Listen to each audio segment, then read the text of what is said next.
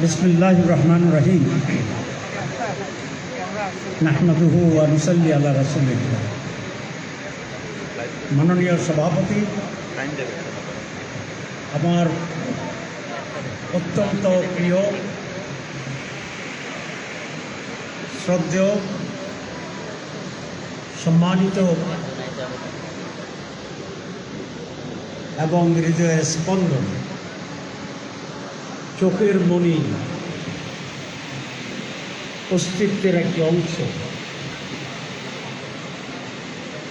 চৌদ্দগ্রামের চট্টগ্রামস্থ চৌদ্দগ্রামবাসী, আসসালামু আলাইকুম ওয়া রাহমাতুল্লাহ। আমি আজকে সম্মানিত সম্বোধন করছি চৌদ্দগ্রামের বাইরে বৃহত্তর কুমিল্লার যে সমস্ত ভাইয়েরা এখানে এসে আমাকে কৃতার্থ এবং কৃতজ্ঞ করেছেন, তাদেরকে আমি আরও যারা এই অঞ্চলের বাইরেও চট্টগ্রাম এবং ফেনী, কুমিল্লার বিভিন্ন উপজেলার অনেক ভাইরা এখানে উপস্থিত আছেন, তাদের সকলের প্রতিও আমার আন্তরিক শ্রদ্ধা এবং অভিনন্দন। আমার কথা কি শোনা যায় শেষের দিকে? না, প্রথম আগের লোকেরা বললে হবে না, শেষের দিকে যারা আছেন কথা কি বোঝা যায় ঠিক মতো? ঠিক আছে, আলহামদুলিল্লাহ। আজকের দিনটি অত্যন্ত স্মরণীয় হয়ে থাকবে। একটি উপজেলার চট্টগ্রামে যারা বাস করেন তাদের এই বিশাল সমাবেশ, বাংলাদেশে মাত্র কয়েকটি রাজনৈতিক দল আছে যারা চাইলে এতগুলা লোককে কেন্দ্রীয়ভাবে একসাথ করতে পারেন। আপনারা জানেন যে বাংলাদেশের দলের সংখ্যা এখন প্রায় 200-র অধিক। ইতিমধ্যে 137টি নতুন করে রেজিস্ট্রেশনের জন্য অ্যাপ্লাই করেছে। সাংবাদিকেরা তথ্য নিয়ে দেখলেন একটি দল যার অফিস হচ্ছে তার নিজের বাসা, সভাপতি হচ্ছেন স্বামী নিজে, হাজব্যান্ড, এবং সেক্রেটারি হচ্ছেন তার ওয়াইফ, এই দুইজন। আজকের প্রথম আলোতে স্টোরি আপনার আসছে। তো সেই হিসাবে যদি আজকে আমাকে বলা হয়েছে 1500-র বেশি লোক এখানে আছে, তাহলে আপনাদেরকে দিয়ে প্রায় 750 রাজনৈতিক দল গঠন করা সম্ভব এখানে যারা আছেন তাদেরকে দিয়ে। তো সেই হিসাবে বললাম যে এই বিশাল সমাবেশ আমাকে অনেক উৎফুল্ল করেছে, উৎসাহিত করেছে, প্রীত করেছে। বহুদিন আপনাদের সান্নিধ্যে আসতে পারি নাই। কেন পারি নাই সেই ব্যাখ্যা একেবারেই অপ্রয়োজন। বাংলাদেশ আমাদের অত্যন্ত প্রিয়। জন্মভূমির প্রতি ভালোবাসা ইমানের অংশ। সুতরাং যে যে জায়গায় আসছি সেই দেশকে আমাদের ভালোবাসতে হবে। কিন্তু দুর্ভাগ্য হচ্ছে 54 বছরের স্বাধীনতার এই সময়ে বাংলাদেশ বারবার লাইনচ্যুত হয়েছে, ট্রেন লাইনের বাইরে পড়ে গিয়েছিল। মাঝে মধ্যেই আবার ট্রেন দিয়ে ট্রেনকে লাইনে আনার চেষ্টা হয়েছে, কিন্তু এখনো স্থায়ীভাবে এই যাত্রাপথ মসৃণ হয়নি, এই যাত্রাপথ নিরাপদ হয়নি, এই যাত্রাপথ মানুষের জন্যে কোনো সমৃদ্ধ এবং সুসংবাদ বয়ে আনতে পারে না। 5 আগস্টের পর একটি সুযোগ আসছে, অপরচুনিটি আসছে। মানুষের ভিতরে একটি চেতনা তৈরি হয়েছিল, একটা আস্থা তৈরি হওয়ার সুযোগ তৈরি হয়েছে যে একটি মৌলিক পরিবর্তন আনা দরকার। গতানুগতিক ধারার রাজনীতি প্রচলিত ধারার নেতৃত্ব, এর বিপরীতে একটি নৈতিকতা ভিত্তিক, টেকসই এবং দীর্ঘমেয়াদী পরিবর্তনের জন্য নতুন করে যাত্রা শুরু করার প্রয়োজন, এবং সেটি এখনই তার উপযুক্ত সময়। আপনারা জানেন যে বর্তমান যে ইন্টারিম গভর্নমেন্ট আছে, এই সরকার কিছু মৌলিক পরিবর্তনের জন্য একটা সংস্কার কমিটি করেছে, রিফর্মস কমিটি করা হয়েছে। রিফর্মস কমিটি মোট 32টি দলের সাথে পৃথকভাবে আলোচনা করেছেন, এখন সম্মিলিতভাবে আলোচনা করা হচ্ছে। মোট 177টি জায়গায় পরিবর্তনের জন্য সুপারিশ করা হয়েছে।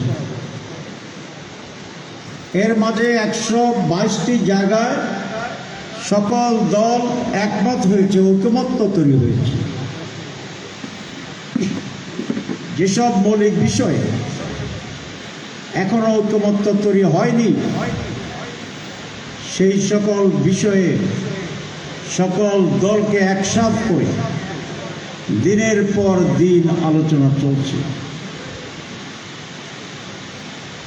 সকাল 11টা থেকে বিকাল 5টা পর্যন্ত প্রায় প্রতিদিন আমরা আলোচনা করছি। বাংলাদেশ জামাত ইসলামের পক্ষ থেকে রিফর্মস কমিটির নেতৃত্বের দায়িত্ব আমার উপরে। আমরা প্রতিদিন যাচ্ছি, আপনারা দেখেন, খবর পাচ্ছি। এই যে কর্মযজ্ঞ, এটার প্রধান কারণ হচ্ছে বাংলাদেশের ভবিষ্যৎকে আগামী প্রজন্মের বসবাস উপযোগী করে মাথা উঁচু করে দাঁড়ানোর মতো শিরোধারায় শক্তি নিয়ে একটি স্বাধীন সার্বভৌম নৈতিকতার ভিত্তিতে একটি জাতি গড়ে তোলা। আমাদের দুর্ভাগ্য, 54 বছরে আমরা সেরকম একটি কাঠামো তৈরি করতে পারিনি।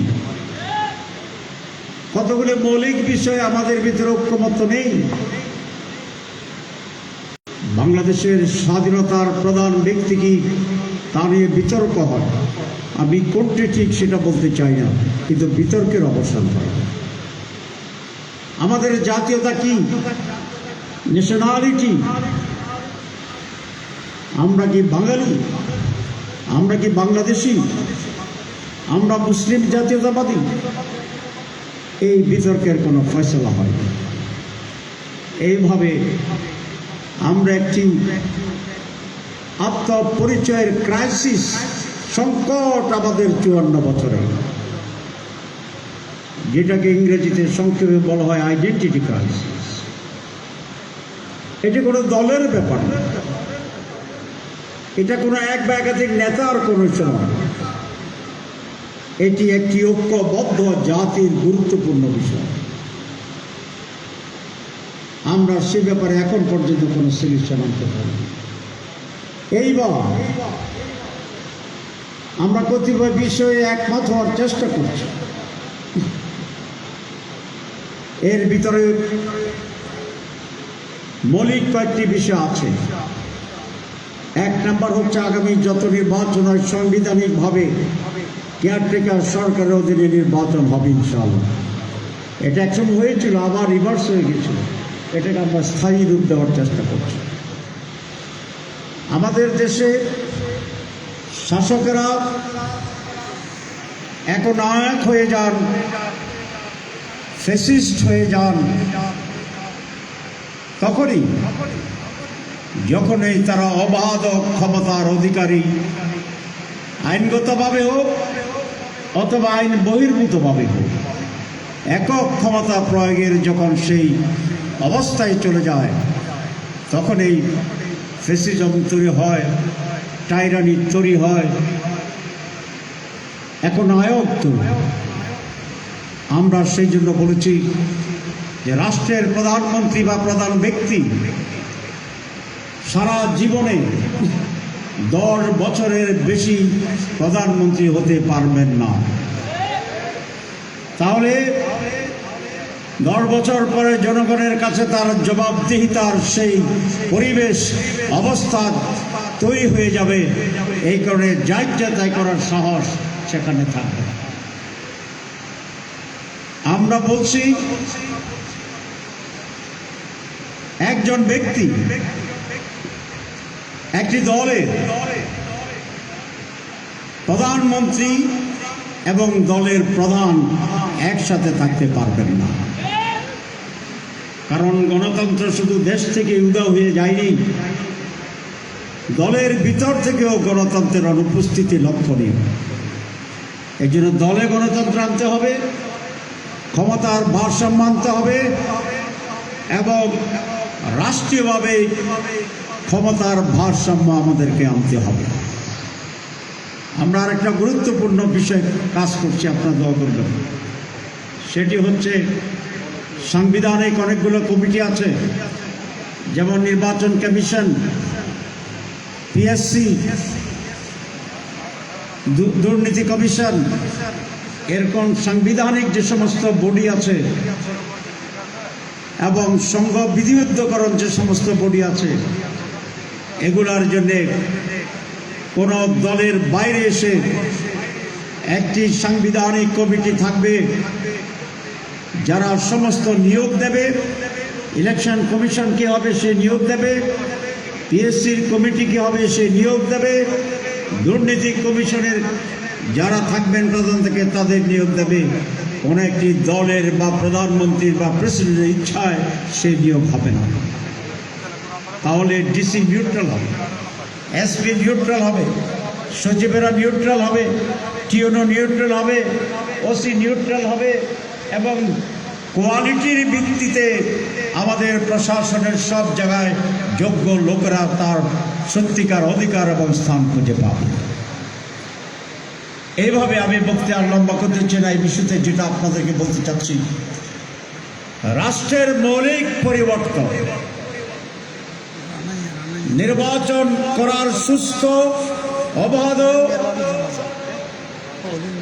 নিরপেক্ষ, উৎসব মুখর নির্বাচন, বাংলাদেশের হারিয়ে যাওয়া যে বিষয় রয়েছে এই সবগুলোর সমাধানের প্রধান বিষয়, মুখ্য বিষয়। 3টি প্রশ্নবোধক নির্বাচনের পরে যদি আরেকটি প্রশ্নবোধক নির্বাচন হয় সামনে যেটা আছে, তাহলে বাংলাদেশ অস্তিত্ব সংকটে পড়ে যাবে। এই জন্য আমি নির্বাচন কমিশন এবং ইন্টারিম গভর্নমেন্টের কাছে দাবি জানাতে চাই,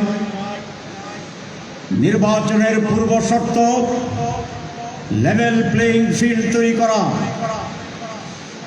নির্বাচনের পূর্ব শর্ত সকল দলের জন্য নিরপেক্ষ ব্যক্তিরাই নির্বাচন পরিচালনা করা। সেটিকে নির্বাচনের অনেক আগে নিশ্চিত করতে হবে লেভেল প্লেইং ফিল্ড। সেজন্য এখনই উদ্যোগ শুরু করতে হবে। আমরা ইলেকশন কমিশনকে বলেছি